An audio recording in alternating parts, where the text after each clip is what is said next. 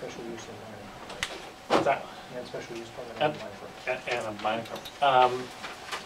So, a lot of material's been flowing in and out and back and forth, including revisions to the resolution. So either board, are there questions, issues that you need clarified?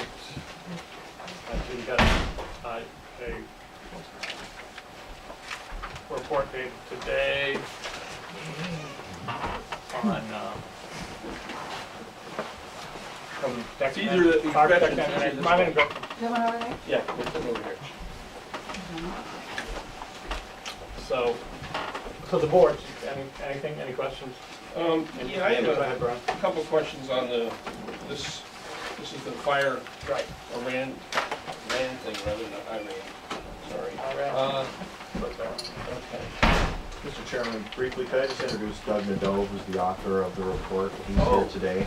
Okay. So he's available to speak about Oh, great. the draft report and answer any questions specifically the board's may have. All right. You read your credentials there. Okay, let's see.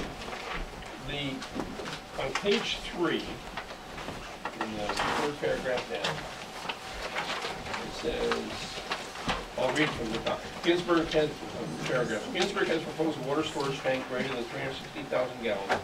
The tank exceeds the code required minimum, allowing for an additional 2.5-inch hose stream for 4 hours. When a combination of water from the municipal main and proposed water storage tank is considered for the overall fire flow, it could result in exceeding the code requirements by a minimum of 2 additional hose streams, totaling 500 gallons per minute. The question I have is about the water from the municipal drain. Was my, what is it? Main. Okay, I knew what you meant. Okay.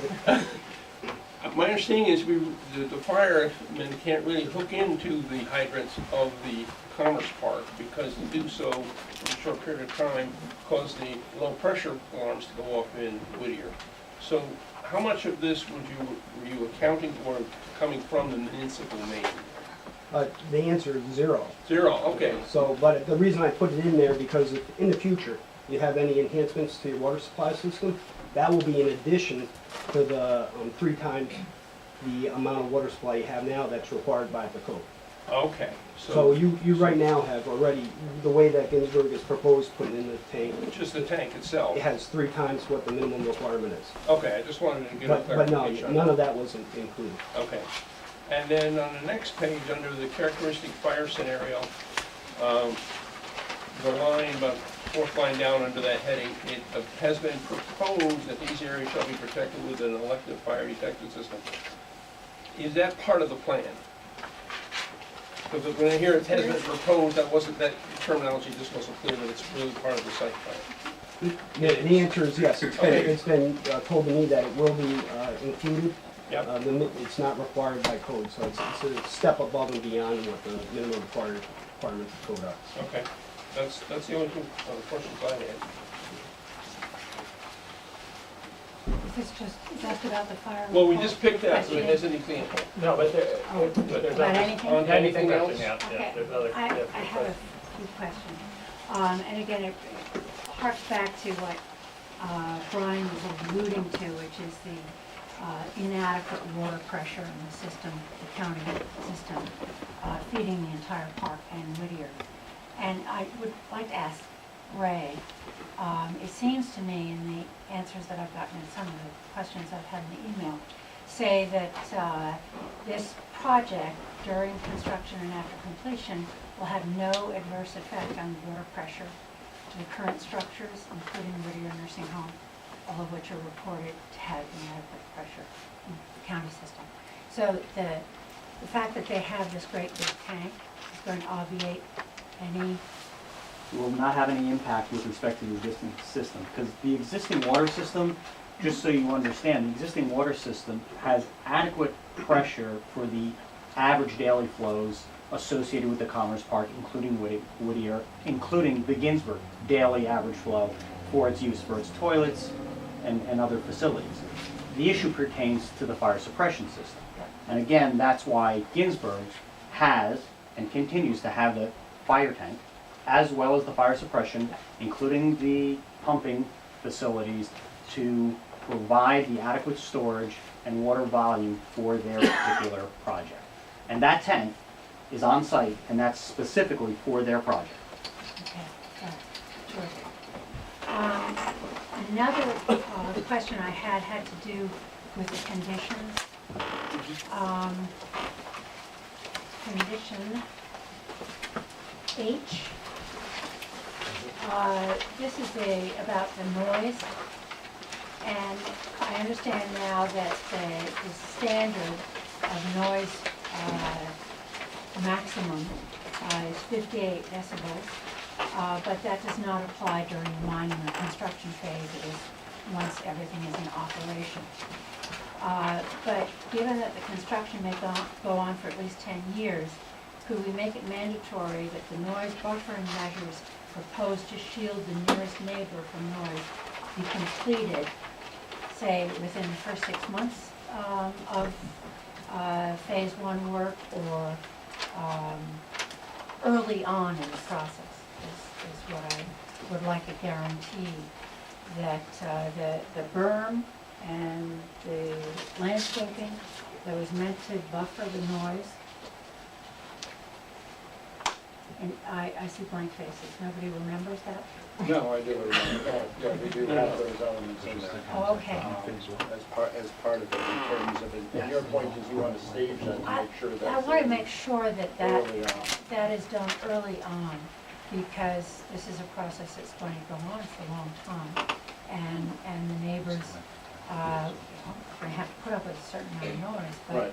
I think that if the buffering mitigation that we called for, if we could put a timeline on that so that in fact it be done early on. Well, in it the would construction. certainly have to be, Part of well, the it would CO. have to be in prior to CO for phase one. So we Right. certainly, you know, and I don't know what the construction period for that is, about a year? May I clarify? Yeah. So we agreed to put the vegetation in as part of phase one. And we're cutting the first part of the embankment in phase one. We are cutting the second part of the embankment, which moves the embankment further to the south property line until we start the second building phase. And that's the, does that make sense? Yeah, no, but I'm just wondering, and I don't recall, is there a berm on top of the There's not a embankment berm that's on being top of constructed? it. It's No, just No. it's the just vegetation. It's the because we're berm and the- lowering the site through the site excavation But there's activity. vegetation. So Site excavation, initially for so- phase one, it's here, and then when we go to phase two, we move it southwards and take out another 4,000. So And the I just wanna vegetation make is on sure top that- of that excavation. Right, but we're putting the plantings in all the way at the south property line in the first phase, so Oh, right, that's you're no not problem. installing a berm, it's just the cutaway of That's the correct. hillside. That's correct. So what do you think about that? So the vegetation will be in place in phase one, and the impact won't be towards the residents in the back until phase two, and that's after the vegetation's already established. Well, what you get is, I believe, is the natural attenuation from cutting into the hillside at phase one. You'd have the vegetation up there at Right. the beginning. There would be noise impacts as that bank is being excavated out in the subsequent phases. That's correct. However, the vegetation would The already be there vegetation will still be there. to assist in, And then, as that goes, I mean, that hillside will continue to maintain as a buffer. and that, the issue as far as the time frame, since that vegetation, as well as the vegetation on the westerly property line is part of phase one, that would have to be done prior to the CO for phase one. And the digging out to make the natural wall will be one of the first things done. It's being done in 2 steps. So the first step to build the first phase of the building, and then when we go to the second step, we'll be doing the second round of excavation. So we're proposing to excavate all that back in the first phase necessarily. So there'll actually be, in the first phase, there'll be a deeper buffer. That leads me to another point of confusion. I'm sorry. I don't know whether this was something that was going over at the last meeting. I was not able to be there, but the Exhibit A and B that are connected to the conditions give 2 different scenarios and of site improvements. And I've become familiar on the site plan with what phase one is going to be, and we have that again here, I think. But I don't understand, the hatched areas here and then the hatched areas next time. Is this saying, well, maybe we'll do a little bit of phase two at the beginning, or? If it's all right, Please. I'll explain. So the first phase of building construction is not the southerlymost portion of the building. It's a middle portion. And so what we don't know is whether or not Ginsberg's business growth will lead them to need to construct the southerly portion as phase two or the northerly portion as phase two. So we provided the board with these exhibits, A and B, which clarify what site improvements will be put in, whether we go to the south first or whether we go to the north of the phase one building first. So it's to give you a level of assurance that those site improvements are going to go in. And so Exhibit A contemplates where we would build on the second phase to the south of the phase one building. Okay. And then we would install everything that is not attached. And we would do the earthwork all the way to the south end. So we lay out here, we'll put in fire access. Any building within the hatched area will not be installed, but all the grading, stormwater, light fixtures, and parking lot infrastructure within the hatched area will not be installed. So it's only the white area that will be installed. Okay. So a lot of the trucking stations will not be That's correct. there. Yeah, that's correct. If we, under Exhibit B, if we construct north of the phase one building, we're showing that we will put in, obviously, more of the parking area and more of the building. So again, what's shown in white. Okay. Thanks. That gives you a lot of flexibility. It's just because we can't say certainly if we need to go one way or the other. So we're trying to assure the board that all the site plan improvements will be put in place. Culmination of the phase creep. Okay,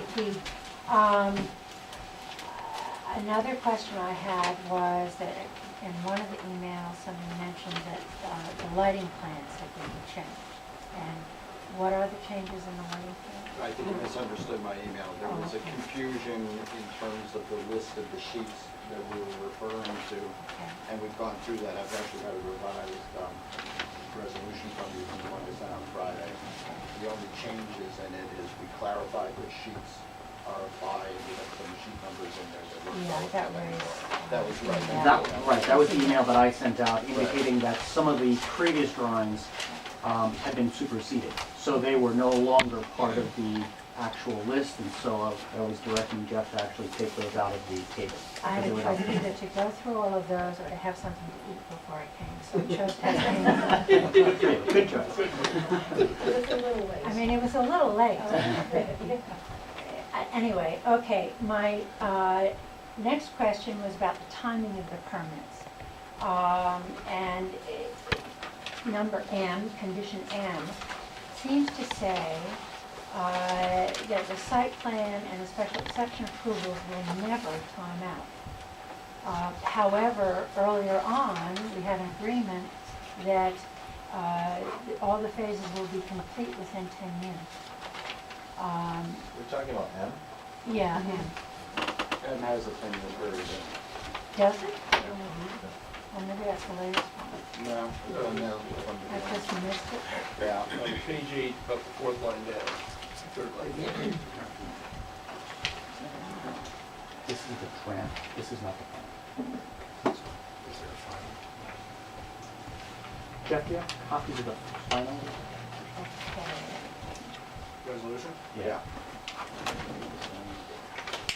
Okay, it just as it went on, it became a little confusing because it then said neither the site plan nor the special exception permit for the full build-out final site plan phase 2 shall expire. That seems to me, there isn't a limit there, but just because there's a limit earlier on, I guess that will suffice so that our zoning enforcement officer can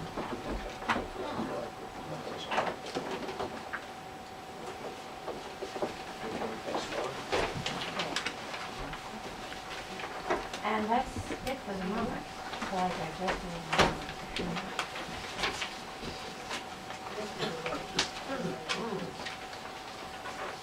Anyone else?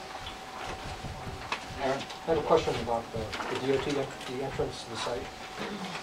At what point in the project will that be completed? Is that going to be done before the mining operation begins, or is that after? What do you mean completed?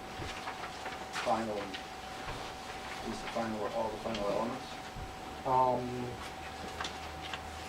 In terms of the, I guess the full I'm boulevard thinking entrance.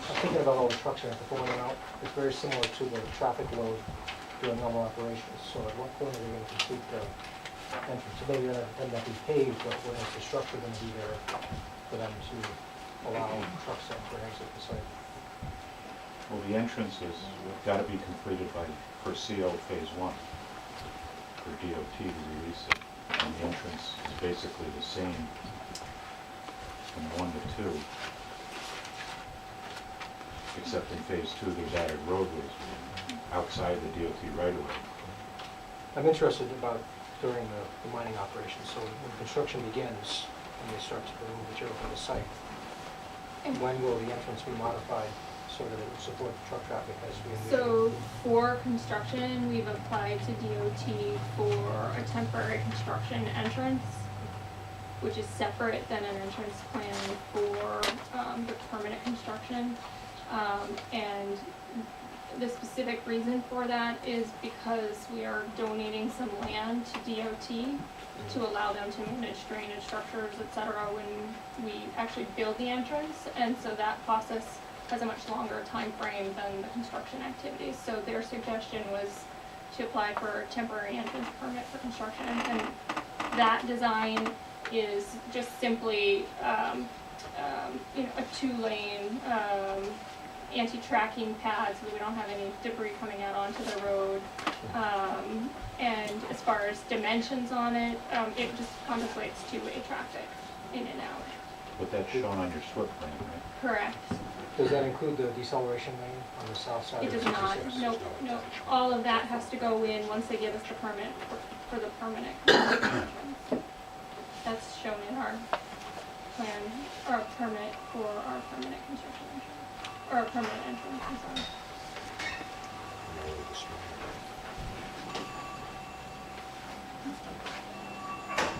Anything else?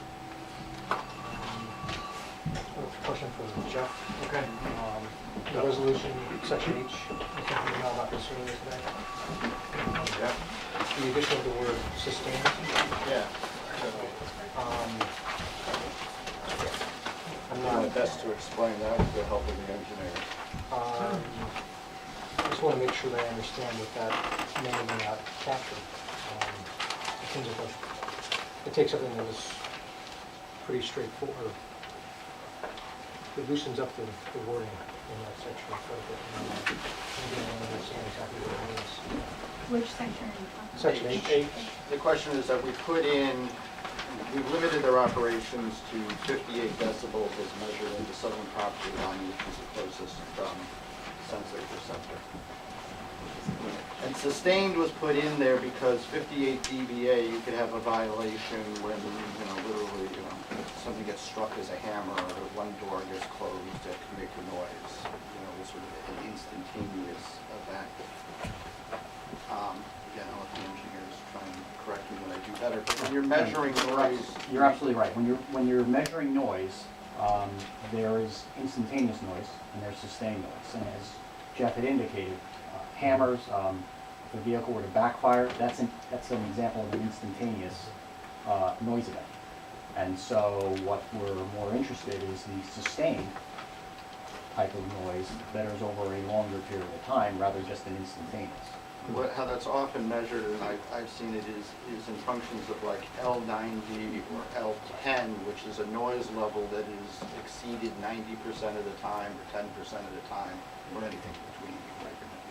So do we have to then, Well, the thing that comes to mind for me are the instantaneous events that could be part of the normal operation.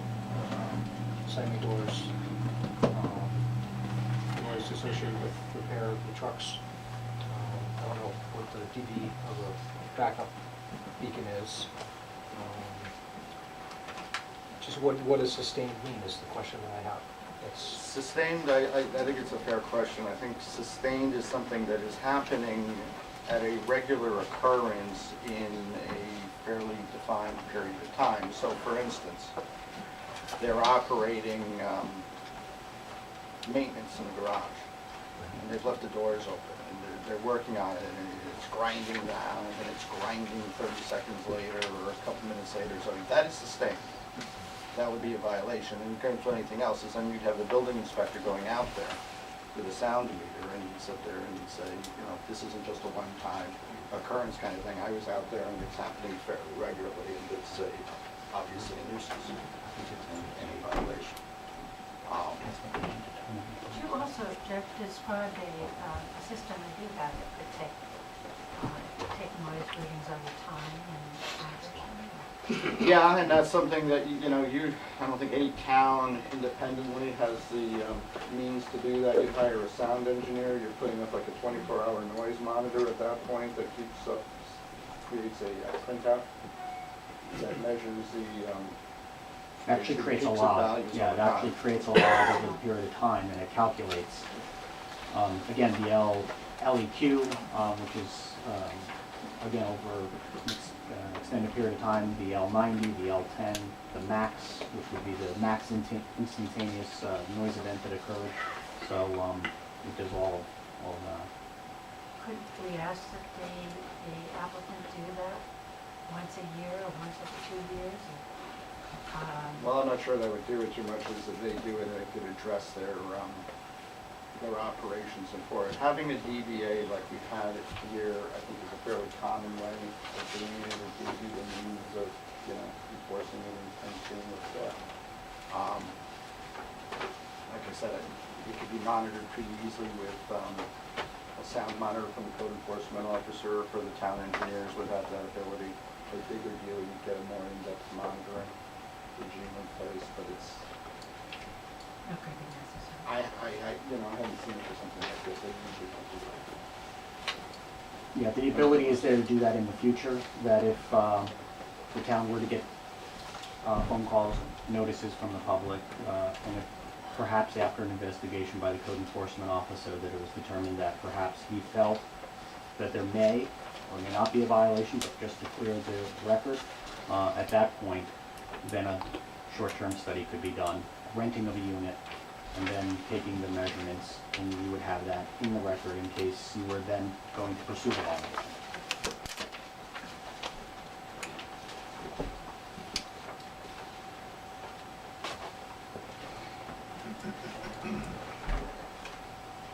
Anyone else? Larry? Yeah, so I actually owe the board and all you guys an apology. I sent an email with a requested clarification of paragraph G, which I think you didn't get. Yeah, you sent an email that you said you had something, but there wasn't any attachment. There wasn't an attachment, so I apologize. I didn't see, I understand you replied, so forgive me. I sent you an email just now with that. If you can get that, you'll have it. If not, I'm happy to mark this up in the fashion that I requested.